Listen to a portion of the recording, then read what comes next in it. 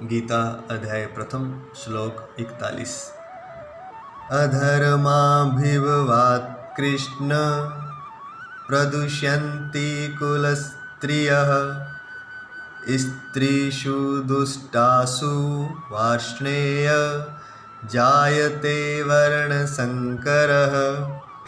हे कृष्ण, पाप के अधिक बढ़ जाने से कुल की स्त्रियां अत्यंत दूषित हो जाती हैं, और हे वार्ष्णेय, स्त्रियों के दूषित हो जाने पर वर्ण संकर उत्पन्न होता है। कहते हैं अर्जुन भगवान कृष्ण से कि पाप अगर कुल में अधिक हो जाता है तो कुल की स्त्रियां अत्यंत दूषित हो जाती हैं। कहने का तात्पर्य है कि दुष्चरित्र हो जाती हैं, चरित्रहीन हो जाती हैं। और हे वार्ष्णेय, स्त्रियों के दूषित हो जाने पर अर्थात चरित्रहीन हो जाने पर वर्ण संकर उत्पन्न होता है। वर्ण संकर क्या होता है? भारत के ऋषि मुनियों ने एक बहुत ही अच्छी एक परंपरा, शायद जब से मनुष्य बना है तब से ही यह परंपरा चल रही है कि एक वर्ण व्यवस्था समाज में पाई जाती है। यह हर एक समाज में पाई जाती है। यहाँ पर ऋषि मुनि नहीं है, वहाँ भी ये वर्ण व्यवस्था देखी जा सकती है, आज भी देखी जा सकती है। लेकिन आज ये कह सकते हैं कि वर्ण संकर हो गया है। वर्ण व्यवस्था एक दूसरे में मिक्स हो गई है, ओवरलैप हो गई है, ऐसा बोल सकते हैं, या एक दूसरे में वर्ण व्यवस्था घुस गई है, लेकिन वर्ण व्यवस्था है। लेकिन भारत में एक प्रयोग ये था, मनुष्य जाति के आरंभ से ही शायद, कि एक वर्ण का व्यक्ति उसी वर्ण में दोबारा पैदा हो। जैसे 4 वर्ण बनाए गए थे और अभी भी हैं: ब्राह्मण, क्षत्रिय, वैश्य और शूद्र, ताकि ब्राह्मण दोबारा से ब्राह्मण घर में ही पैदा हो, क्योंकि जो पिछले जन्मों में उसने सीखा है वह फिर आगे चलता रहे और वह एक श्रेष्ठ से श्रेष्ठतर बनता चला जाए। ऐसा ही क्षत्रिय के बारे में था, ऐसा ही वैश्य अर्थात जो व्यापारी वर्ग है उसके बारे में था, और ऐसा ही शूद्र के बारे में था। अब यहाँ एक बात विशेष विचार करने वाली है कि इसमें ऊपर नीचे कोई नहीं। ऐसा नहीं है कि जो ब्राह्मण है वो श्रेष्ठ है, फिर सेकंड नंबर पर क्षत्रिय, फिर वैश्य है और फिर शूद्र है। ऐसा नहीं है। 4 कैटेगरी हैं, 4 वर्ग हैं अलग अलग, ऊपर नीचे कोई भी नहीं है, सब बराबर है और सबका सम्मान था।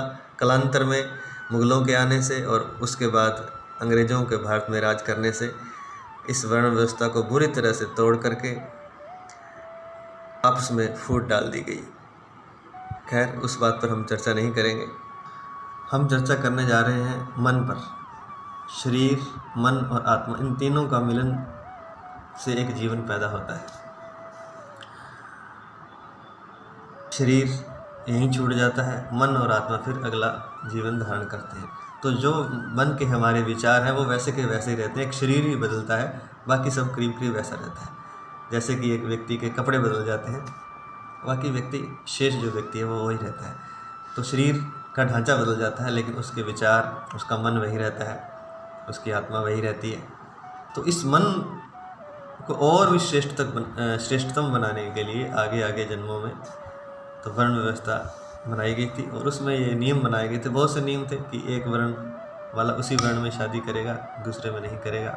इस तरह से बहुत से नियम थे, और उसका मुख्य कारण यही था कि जो चीज़ हमने एक सीखी है 60-70 सालों में, 100 साल की ज़िंदगी में, वो अगले जब दोबारा हम जन्म लें तो वही चीज़ उसी दिशा में आगे बढ़े, ना कि किसी दूसरी दिशा में।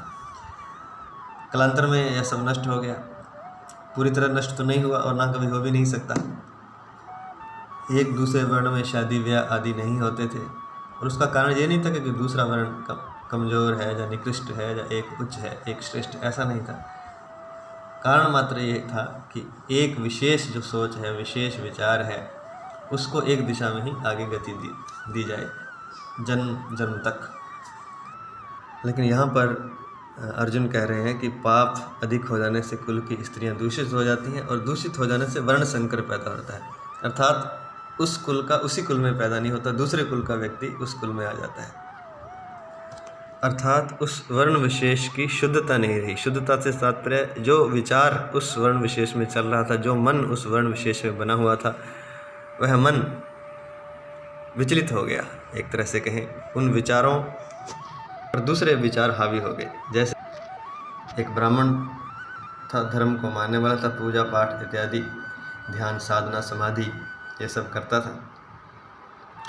अब उसमें मान लीजिए क्षत्रिय का प्रवेश हो गया, तो क्षत्रिय एक अलग विचारधारा थी, जो कि योद्धा बनता था, जो कि रक्षा करता था।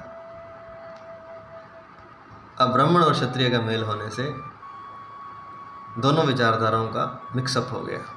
ना वह पूरी तरह से क्षत्रिय रहा, ना वह पूरी तरह से ब्राह्मण रहा। इसलिए आज हम देखते हैं कि क्षत्रिय नहीं रहा। सड़क पर कुछ तमाशा हो जाता है, कोई लोग, कुछ गुंडे किसी व्यक्ति को पीट रहे हैं और क्षत्रिय खड़ा होकर देखता रहता है, क्योंकि पूरी तरह क्षत्रिय नहीं है। क्षत्रिय ऐसा नहीं होता था, वह अन्याय के खिलाफ अपने जीवन की भी बाजी लगा देता था। और ऐसा ही ब्राह्मण, हम देखते हैं कि ब्राह्मण नहीं रहा। वह धर्म कर्म करता नहीं है, और करता भी है तो पूरे मन से नहीं करता है। और ऐसा ही अन्य दो वर्णों के बारे में भी सत्य है, वैश्य और शूद्र के बारे में। अपना जो धर्म कर्म था वह सब ने छोड़कर अपना एक अलग धर्म कर्म अपना लिया। वह किसी भी धर्म कर्म में पूरे खरे नहीं उतर रहे हैं। ये किसी भी वर्ण व्यवस्था पर आक्षेप नहीं है, ना ही व्यंग्य है। वर्ण यह वास्तविकता है जो आज हमें देखने को मिलती है। इसकी विस्तार से चर्चा आगे किसी अध्याय में, किसी श्लोक में आएगी, तब इसकी विस्तार से चर्चा की जाएगी। जय श्री कृष्ण।